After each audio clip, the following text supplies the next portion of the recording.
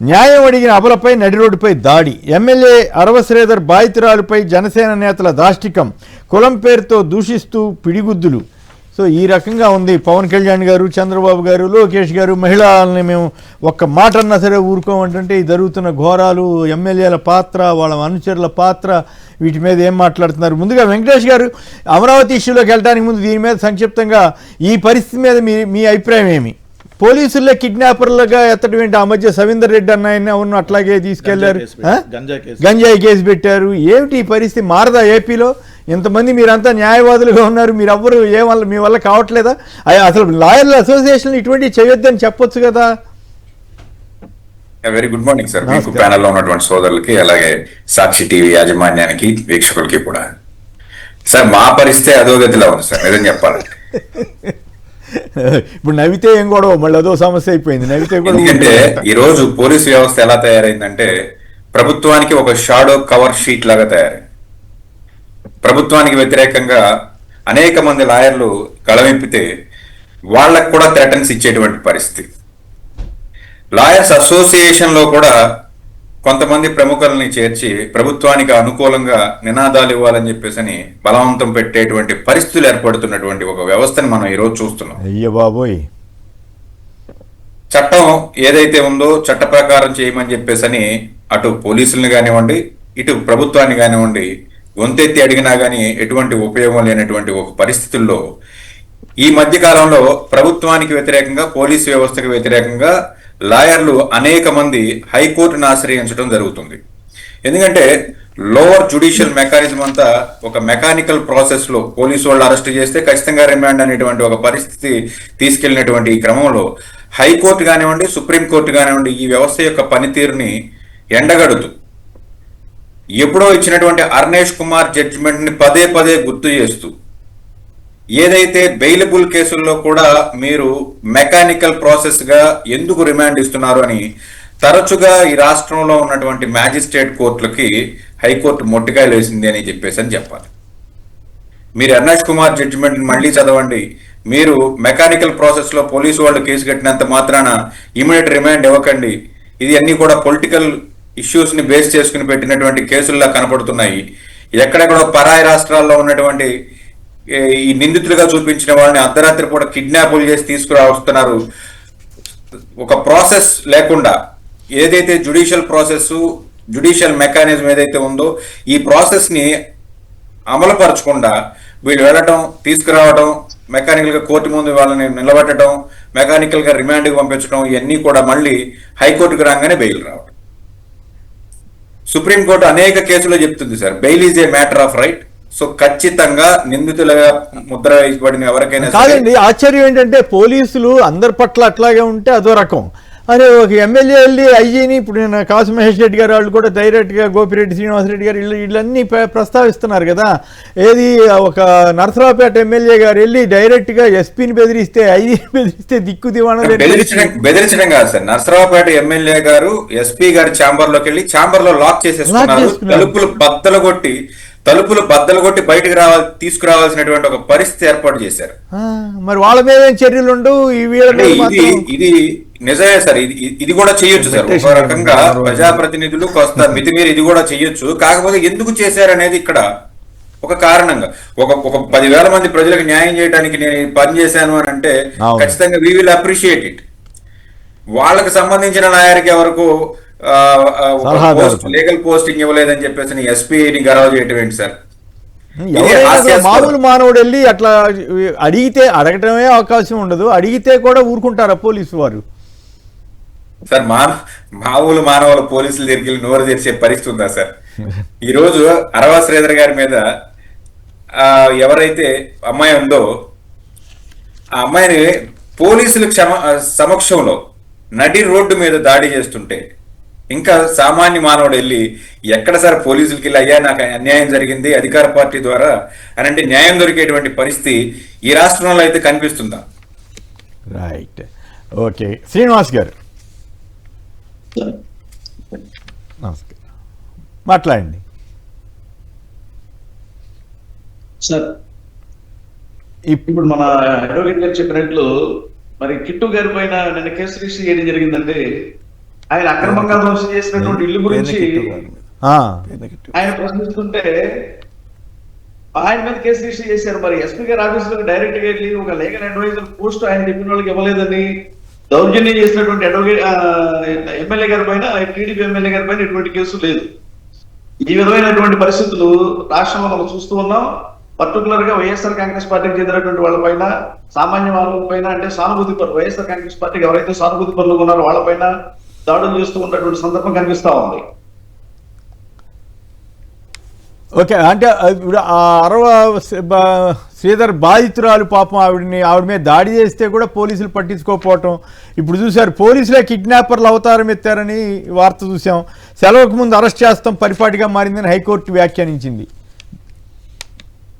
అవును సార్, పోలీసుల వ్యవస్థ అలాగే ఉందండి మన రాష్ట్రంలో. పోలీసులు, తెలుగుదేశం పార్టీ నాయకులు, జనసేన పార్టీ నాయకులు, బీజేపీ నాయకులు లేదండి, ఈ రెండు పార్టీ నాయకులు ఏం చెప్తే చేస్తూ ఉన్నారు.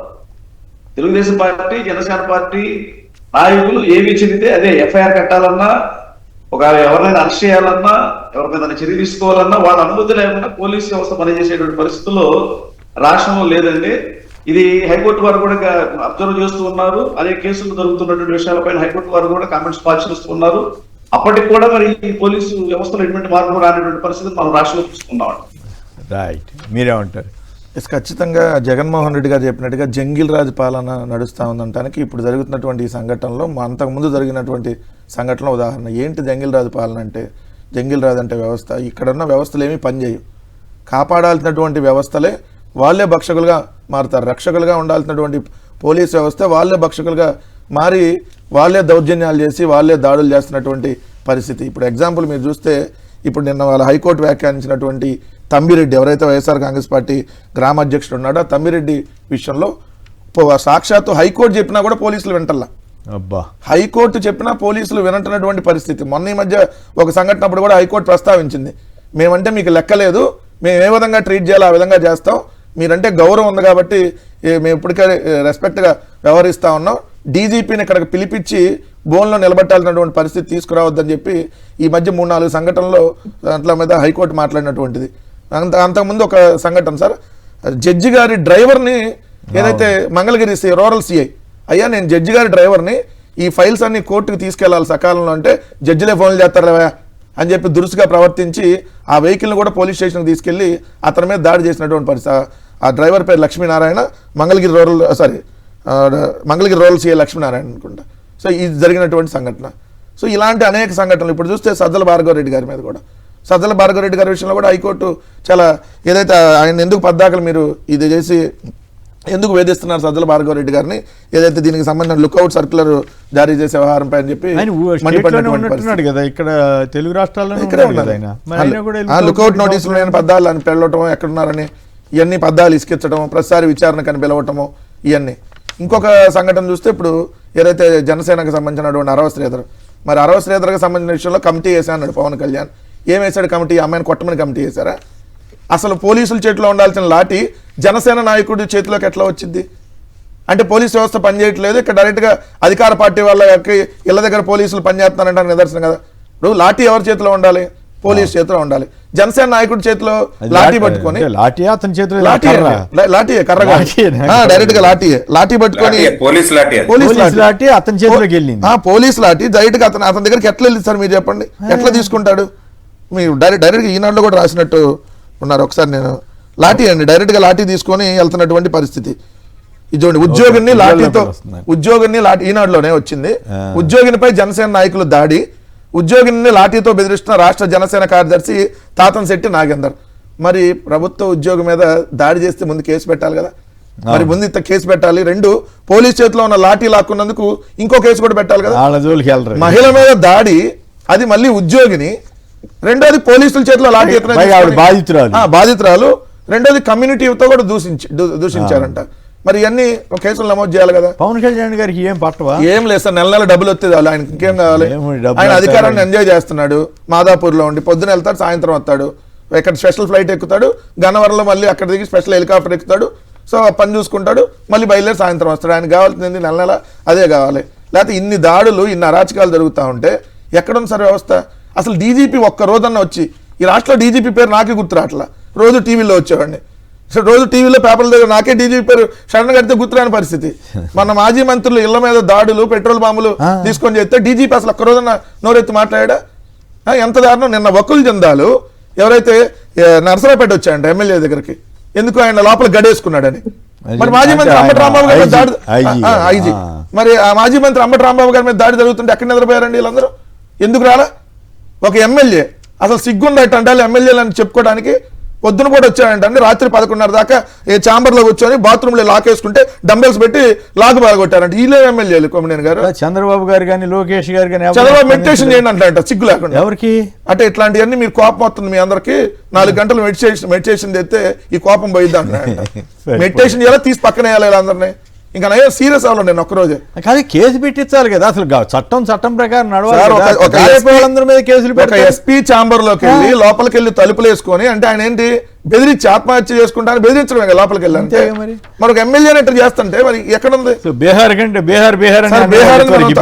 చాలా ఘోరంగా. అసలు బీహార్ చాలా బెటర్, ఇప్పుడు చాలా బెటర్గా ఉంది బీహార్. ఆ బీహార్ 10 బీహార్లకు వెళ్తే ఎట్లా ఉండేదో అలా తీసుకొచ్చారు ఈరోజు ఆంధ్రప్రదేశ్ రాష్ట్రాన్ని ఈ 2 సంవత్సరాల కాలంలో. లేకపోతే ఏంటంటే ఒక మహిళను పట్టుకొని లాఠీ తీసుకొని ఏది నాయకులే కొడుతుంటే పోలీసుల చేతిలో ఉండాల్సిన లాఠీ వీళ్ళ చేతికి ఎలా వస్తుంది? అంటే పోలీసుల నుంచి వీళ్ళే లాక్కొని డైరెక్ట్ గా చేస్తున్నారంటే పోలీస్ డ్యూటీ వాళ్ళు ఏం చేస్తున్నారు? పోలీసు ఆయన మర్యాదగా వెళ్ళమ్మా చోటకు పదా కేసు పెట్టు అని చెప్పడం కాకుండా అసలు దౌర్జన్యం ముందు పోలీసులు. ఇప్పుడు పోలీసులే ఈరోజు తెలుగుదేశం పార్టీ వాళ్ళ కూటమి వాళ్ళు ఎలా చెప్తే వాళ్ళు నడుస్తా ఉన్నారు. వీళ్ళని కొట్టండి వీళ్ళని కొట్టం, వీళ్ళని నగలబెట్టండి వీళ్ళని నగలబెట్టాం. మరి రాంబాబు గారి ఇంటి దగ్గర 6 గంటలు యుద్ధం చేస్తే పోలీసులు అక్కడ బయట ఉన్నారు. ఒక్కడిని కూడా మీరు పగల కొడుతున్నారని ఆపట్ల, ఇంకోటి చేయట్లా, చక్క ఫోటోలు తీసుకుని తర్వాత అంబటి రాంబాబు గారిని అరెస్ట్ చేసి అదే ఇలా ఉంది. అంబటి రాంబాబు గారిని తిట్టిన వాళ్ళ జోలికి వెళ్ళలేదు, అంబటి రాంబాబు గారిని కొట్టిన వాళ్ళ దాడి చేసిన వాళ్ళ జోలికి వెళ్ళలేదు. చెప్పట్లేదు ఆయన స్టేషన్ పేలి రాజమండ్రి సెంట్రల్ జైలు. ఇదెవరు? ఇది విధ్వంసానికి సంబంధించినటువంటి అంశం మీరు చెప్పారు. అంతకు ముందు ఫస్ట్ ఫ్లెక్సీ దగ్గర చైర్మన్ ఇచ్చారు. కొంతమంది కర్రలు పడి తిరుగుతుండే కూడా పోలీసులు ఎందుకు కర్రలు పడి తిరుగుతున్నారని కూడా అలా వాళ్ళు వెళ్ళి దాడి చేశారు. వాటి మీద కేసులు లేవు. ఏందో ఇప్పుడు ధర్మం ఎవరిదైనా సరే తప్పు ఎవరు చేస్తే వాళ్ళని చేయండి, తప్పేం కాదు. కానీ ఇదేం దారుణంగా సంఘటనలు ఎప్పుడు ఏ రాష్ట్రంలో కూడా చూస్తున్నాం.